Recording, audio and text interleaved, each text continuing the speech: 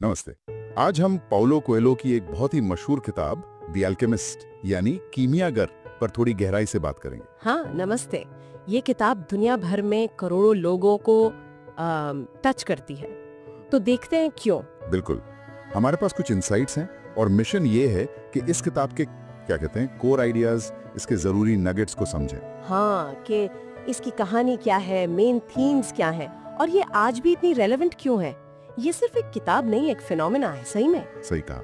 तो चलिए शुरू करते हैं। कहानी है स्पेन के एक यंग शेपर्ड की, सैंटियागो। उसे बार बार एक सपना आता है, इजिप्ट के पिरामिडों के पास कोई खजाना है और वो मतलब अपनी भेड़ें, अपना जो कंफर्टेबल जीवन था वो सब पीछे छोड़ देता है। हाँ, उस खजाने की तलाश में। बिल्कुल। और ये सफर उसे स्पेन से लेकर रेगिस्तान तक ले जाता है। काफी लंबा सफर। रास्ते में कई लोग मिलते हैं उससे।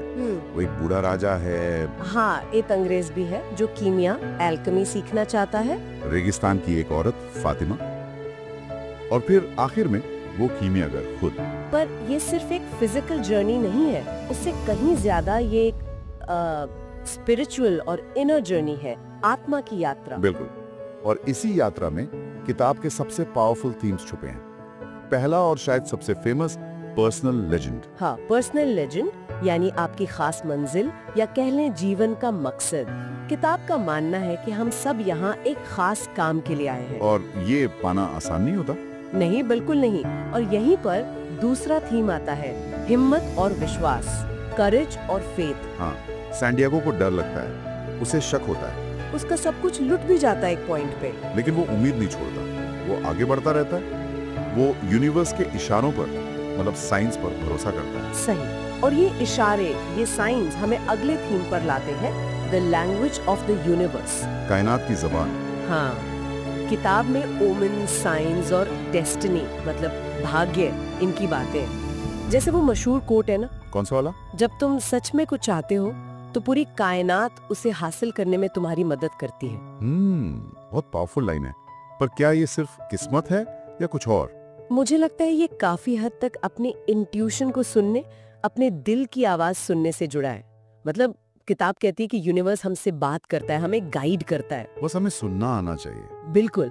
और ये कनेक्शन, ये जुड़ाव प्यार के थीम में भी दिखता है, लव दैट लिबरेट्स, आजाद करने वाला प्यार। ये इंटरेस्टिंग है। हाँ, जब सैंटियागो को फातिमा मिलती है, वो उससे प्यार करने लगता है, लेकिन फातिमा उसे रोकती नहीं है। अच्छा। वो उसे कहती है कि वो अपने पर्सनल लेजेंड को पूरा करे। ये थोड़ा शायद अनकन्वेंशनल लगे। हाँ, आमतौर में तो प्यार को सपनों के रास्ते की रुकावट मान लिया जाता है कभी-कभी। सही कहा।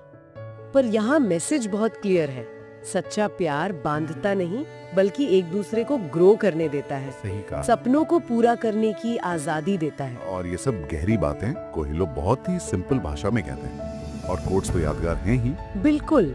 जैसे वो लाइन है, it's the possibility of having a dream come true that makes life interesting. ये उम्मीद देती है। या फिर you will never be able to escape from your heart, so it's better to listen to what it has to say. ये सिर्फ lines नहीं है, जैसे लाइफ लेसन्स हों। और शायद यही वजह है, ये सिंप्लिसिटी और गहराई का कॉम्बिनेशन, कि ये किताब ग्लोबली इतना कनेक्ट करती है। हाँ, भाषा सीधी है पर बातें गहरी। हर कल्चर, हर उम्र के लोग कहीं ना कहीं खोया हुआ महसूस करते हैं, अपनी राह ढूंढते हैं। बिल्कुल। और ये किताब उन्हें एक उम्मीद देती है, बिना कोई लेक्चर दिए, बहुत धीरे से जिंदगी की विजडम समझाती है। तो फिर ये किताब असल में किसके लिए है? मतलब किसे पढ़नी चाहिए? मेरे ख्याल से तो ये हर उस इंसान के लिए है जो अपने सपनों का पीछा करने की सोच रहा है, या जो जिंदगी में किसी मोड़ पर थोड़ा लॉस्ट फील कर रहा है। जैसे स्टूडेंट्स हों या प्रोफेशनल्स जो शायद रूटीन में फंस गए हों। हाँ, या कोई भी जो जिंदगी में मीनिंग ढूंढ रहा है। जो लोग स्पिरिचुअलिटी, सादगी और एक होपफुल कहानी पसंद करते हैं, उन्हें तो ये जरूर टच करेगी। तो संक्षेप में, द अल्केमिस्ट बार बार यही याद दिलाती है कि असली खजाना बाहर की दौलत में नहीं है, बल्कि वो अपनी जर्नी में है, अपनी सेल्फ डिस्कवरी में है। सपने देखना जरूरी है, रास्ता मुश्किल हो सकता है, पर खुद को पाना ही सबसे बड़ा इनाम है। ये एक टाइमलेस कहानी है, सच में। बिल्कुल। ये उन किताबों में से है जिसे लोग मुश्किल वक्त में, जब रास्ता न सूझ रहा हो, बार बार पढ़ते हैं। सही। और जैसा किताब कहती है, दिल की सुनो। तो सोचने वाली बात ये रह जाती है कि अगर आज हम अपने दिल की आवाज सुने, तो वो हमें किस नए सफर पर निकलने को